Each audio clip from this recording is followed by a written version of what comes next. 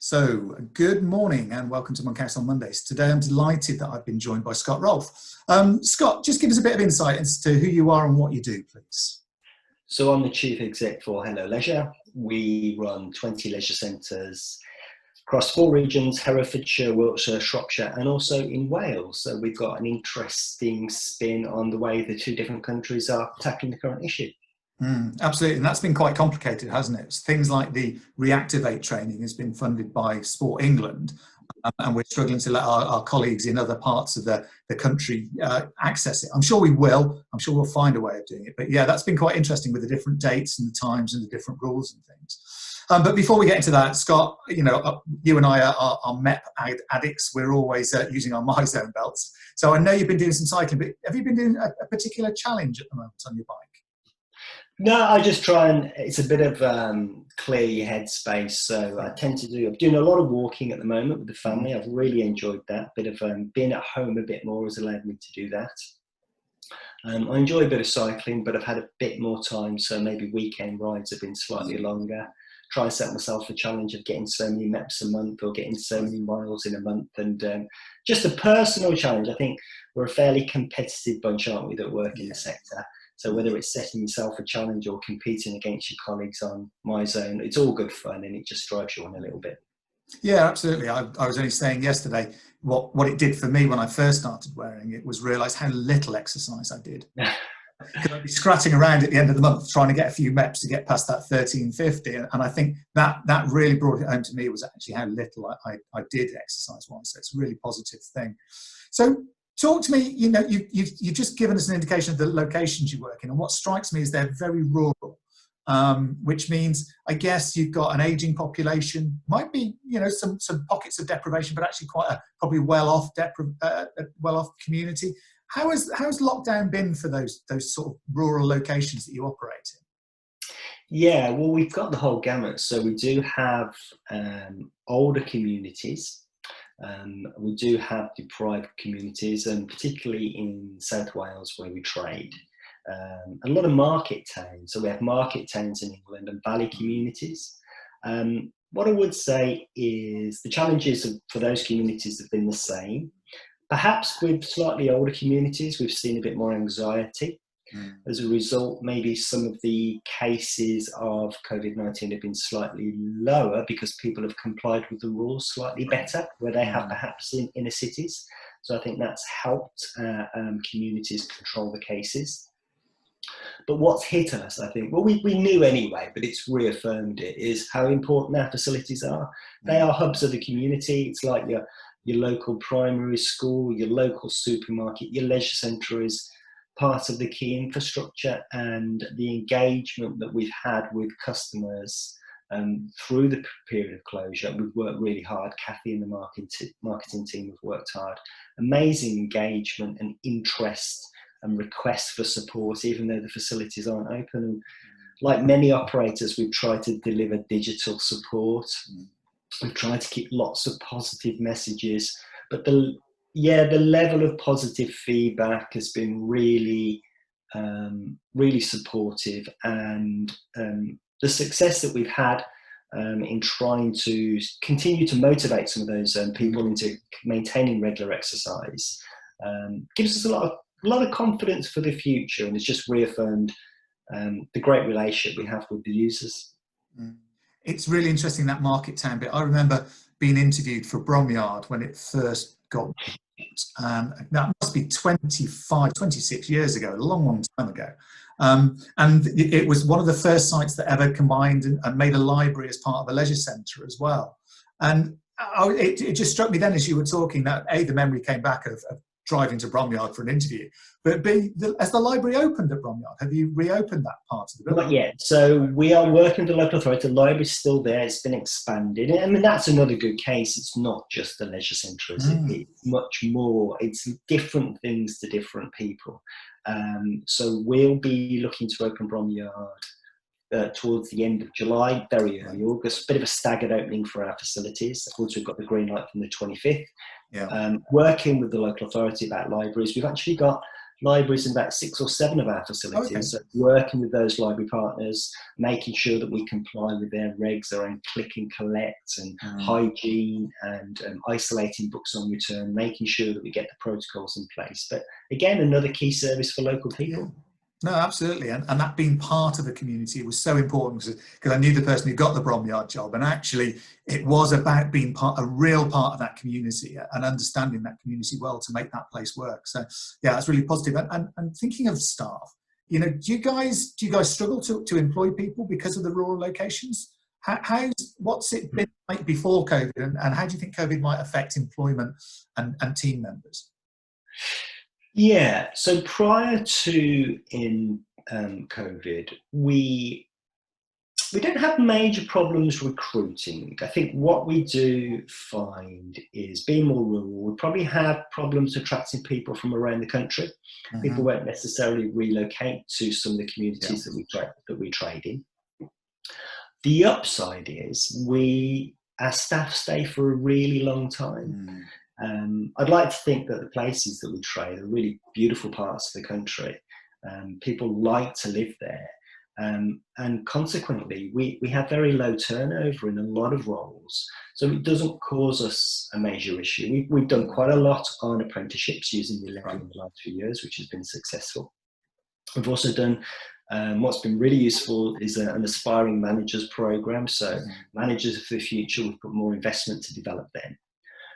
Post-COVID, I don't know actually, Dave. I think we may face the challenge about maintaining the current size of the workforce. And I know many organisations are in the same boat. Will it be a recruiter's market because of the economy? I really don't know. I guess I would like to think there's going to be some positives, that we'll still have, like before or post, we still have a compelling story to tell. And I think if you're interested in working with people and a dynamic sector, and there's great development opportunities, I still think our sector has a lot to offer. No, absolutely. I totally agree with you. And it's why I commit so much time to being part of CIMSPA effectively, because, you know, I've just alluded to the fact I applied for a job at Bromyard, but I started as that lifeguard, as a lot of us did. And you know, I have a lot of time and energy for this sector, because I don't think I would have been as successful as I have been had I worked somewhere else doing something else. Got O levels and, you know, just being able to swim and have a first aid certificate effectively. So yeah, I like you, I fundamentally believe in the sector from an employment point of view, from an opportunity point of view, and there's some really good stuff happening with learning and development and the awarding organisations and things at the moment. So that's all very positive.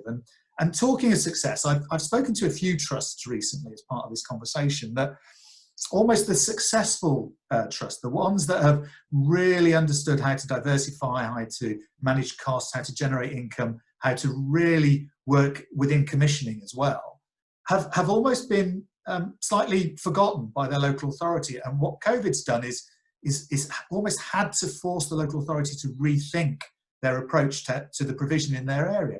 Have you experienced anything similar?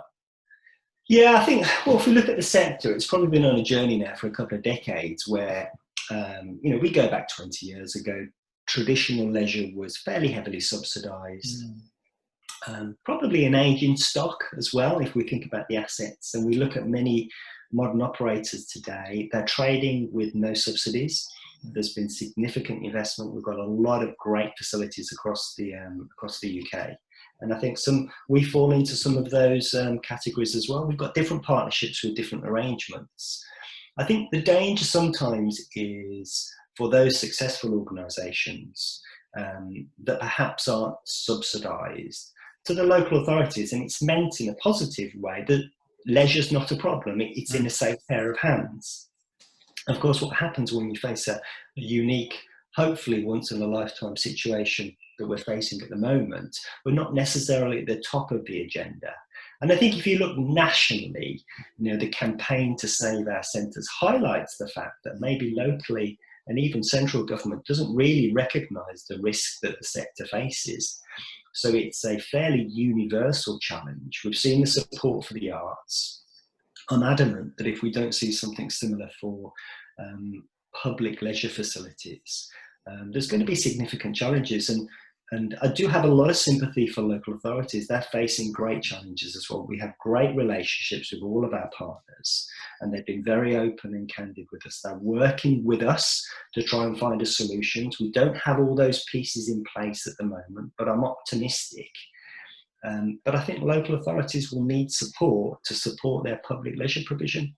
And when it's all done and dusted, people are going to need these facilities. They're going to be crucial to the recovery of the nation. Now, I know I'm biased because I work in the sector and I always have, a bit like you, man and boy, but I do believe they're going to be critical services. And let's hope the government realises that, wakes up and does the right thing soon. Yeah, absolutely. And I don't know if you've seen it, there's an article about a class that's taken part in Newport at the Velodrome. And it's basically people who have suffered from COVID, have actually been in hospital ICU, and they're now starting to come back to exercise. And there's been a specific class set up. And that for me says, this is what we're here for. We can do the rehab, but actually it's about prehab. It's about us helping reduce obesity, reduce diabetes. But I do think we've got to work a little bit more outside of the four walls of our centres. And, you know, you and I both cycle. I certainly could do with some help and some technique. You know, now where do I turn as an individual to find somebody that can help me ride my bike better, so I'm more effective, more efficient, and I can do a few more kilometres? And I just think we've got a chance now. How do you feel about, because you are pretty good at the outreach stuff, but how do you feel about really coming outside of your four walls of your centres and working much more in the community and providing people with activity and opportunity? I think it probably will become more important now. So as we adjust to, what's the phrase, the new normal. So maybe it's not about what takes place in the four walls. I still think facilities and the assets and the centres, it's a destination for people. It's not just about what they do in terms of their exercise, but it's who they meet. It's that social interaction. But if the last few months has taught us anything, and if there has been one positive message, it's about physical exercise is critically important.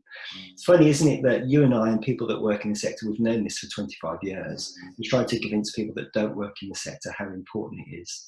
And I think the challenge will drive innovation. Right. And I think forward-thinking operators, strong partnerships between whether it's trusts and local authorities to find solutions. And there's some great work happening in Newport. I know the chief exec, Steve, well, and they've got a wonderful facility there. And I'm not surprised at all by the outcome from that particular programme. But we do need to get and raise the awareness and consciousness of these kind of activities so we can do more of them. Yeah, no, I absolutely. I think that's, you know, I know Steve as well. He's got a real challenge down there as well, because he's got some really tired spaces that he's making really good use of. But you've got 1 minute left, Scott. So in that minute, what would be your vision for 2 years' time for the sector? Well, I guess short term, we'd like to see the sector recovery through this. So there's a short-term need in terms of financial support. I think long-term, this is an opportunity to reboot the relationships that we have. How do we get public leisure linked with health and well-being? How do we get a joined-up agenda? So we're not just considered to be a by-part of what we do, but it's an integrated solution. So local wellbeing strategies delivered through multiple partners, not just public leisure centres, but all with the same outcome. You know, sport for all. I think sometimes the old 70s campaign of sport for all is still important to us, but we're so much more now. Yeah. And we need to make sure that local government, central government, public health all understand the role that we can play. And I think maybe over the years we've splintered, but can we use this as an opportunity to reboot that relationship and build for the future? I think that's a really good vision for the future, and I would certainly support it, Scott. So, Scott, I'm going to have to say thank you so much for your time today. It's been an absolute pleasure to catch up. I'm looking forward to coming over and seeing some of the sites and seeing some of your guys. Really enjoyed quest assessing you and things like that. So, Scott, thank you so much for your time. You take care, and we'll see you soon. All right.